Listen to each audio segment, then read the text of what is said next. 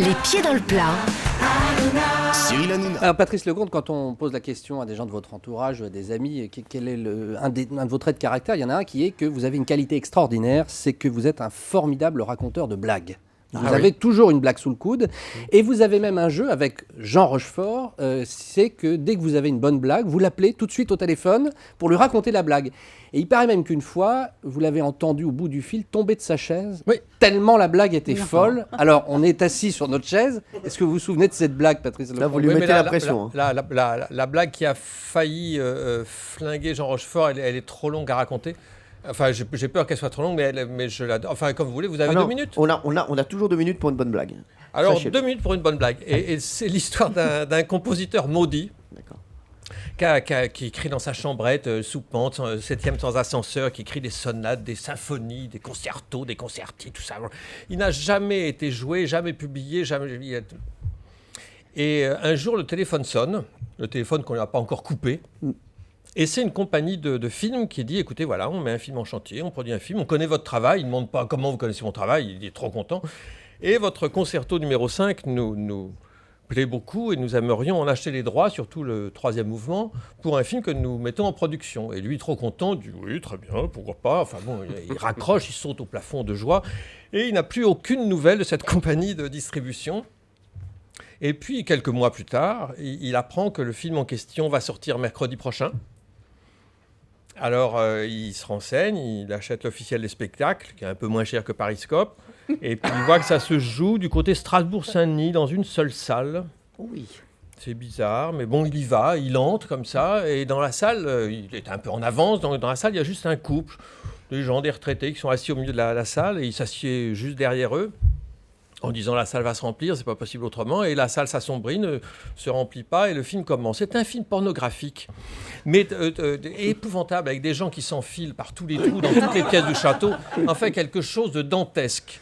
Et évidemment, il est submergé de honte, et à un moment arrive la scène cruciale, la scène clou du film, qui est le moment où l'acteur principal, sans doute le mieux membré, sodomise un Saint-Bernard.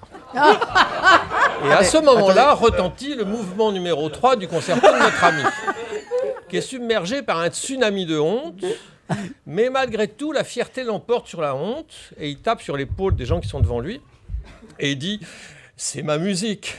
Et les gens se retournent en disant « C'est notre chien !»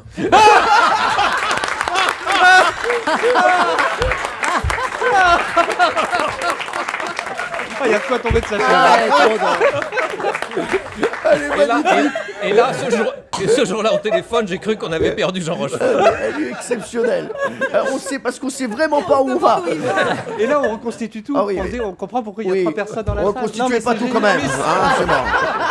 Ça va, c'est bon, ça va. On a assez reconstitué. Merci. En tout cas, merci Patrice. Mais c'est mon plaisir. Exceptionnel. Valérie. Ça va être compliqué de rivaliser. Alors, les gens ne le savent peut-être pas, mais sur les tournages, Patrice Lecomte, le soleil est un vrai casse-tête à gérer. Parce que si des nuages arrivent tout à coup, il faut attendre qu'ils partent pour respecter la luminosité de la séquence. Du coup, on arrête le tournage et ça peut durer plusieurs heures. Et dans ce cas, Patrice, vous avez un truc pour occuper l'équipe. Vous organisez un concours de petits beurres. Alors, le principe du concours de petits beurres, c'est le suivant. Il faut arriver à manger 3 petits beurres en moins d'1 minute. Alors, ça a l'air facile comme ça, 3 petits beurres en moins d'1 minute. Pas évident. Mais en fait, c'est mission quasi impossible parce que le biscuit assèche la bouche. Ouais. Et donc, il semblerait que ça soit très, très difficile, même si des sources nous ont confirmé que vous y êtes déjà arrivé, vous, Patrice Lecomte. Vous savez que je le fais aussi, Patrice. Mais c'est balèze, hein. Parce qu'il il y a des règles très strictes. Il ne s'agit pas de terminer la minute impartie comme un hamster avec les joues pleines de petits beurres. Il faut que ce soit dégluti, passez-moi l'expression. Oui. Et d'autre part, on n'a pas le droit de boire pendant la minute en question, donc on peut boire tout ce qu'on veut avant, mais pendant, on ne peut pas.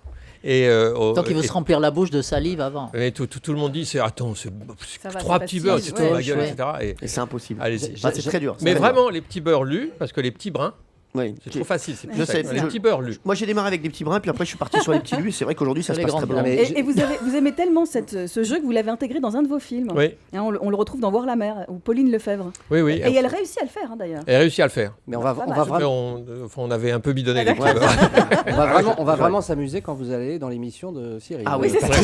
Alors, il s'agira de danser le cha-cha en mangeant des petits beurres. Non, mais- En moins Et de juste 10 avant de recevoir de la peinture jaune. Non mais Patrick, il faut J'arrive. vraiment que vous veniez parce Non, qu'on mais- a l'émission là, on fait les petits beurres, on fait la danse, ça y est, on est fait, hein, c'est terminé, hein.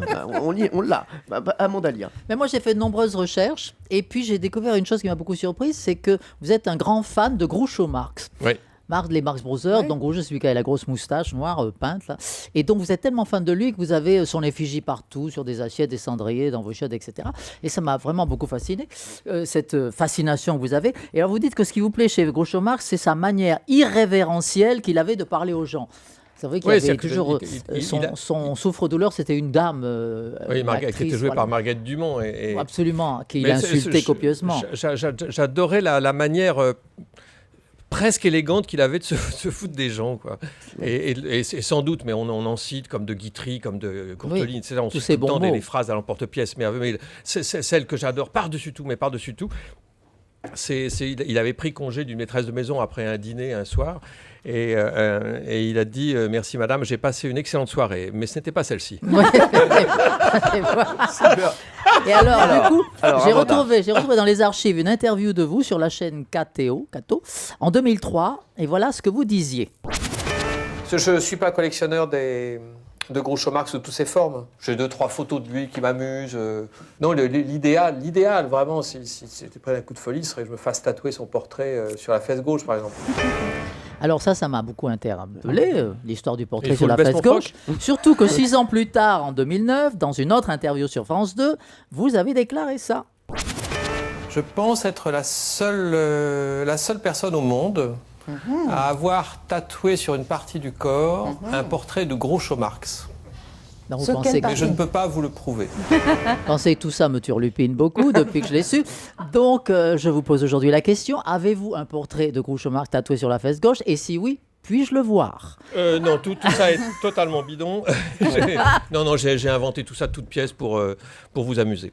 Pour amuser Ça juste- serait joli sur votre fesse gauche ou oui, droite. Oui, hein. je sais. Enfin, vous connaissez les fesses de Patrice Lecomte vous Non, pas du tout. Mais enfin, j'imagine, j'espère de visualiser. toi. Surtout la moustache noire. Ouais, c'est pour ça. Ouais, Enfin bon. Bon, bah très bien. Non, c'est une invention. Ouais, mais c'était pas mal. Elle a enquêté plus, Amanda. Moi, j'ai Lear, hein. enquêté, Ah oui. parce que c'est une chose qui me fascine. Moi, les tatouages, j'adore ça. De toute façon, je remets les hommes tatoués. Ah, c'est vrai C'est absolument formidable. Bah, moi, j'ai un tatouage, moi. Ah C'est bon vrai? Oui, c'est vrai.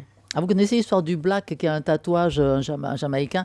Il a un tatouage sur la zigounette. Non. Oui. Alors, il a écrit Welka. Alors, quand je regarde, il dit ah bon, Welka, c'est votre nom? Il dit non, quand ça se développe, il y a écrit Welcome to Jamaica.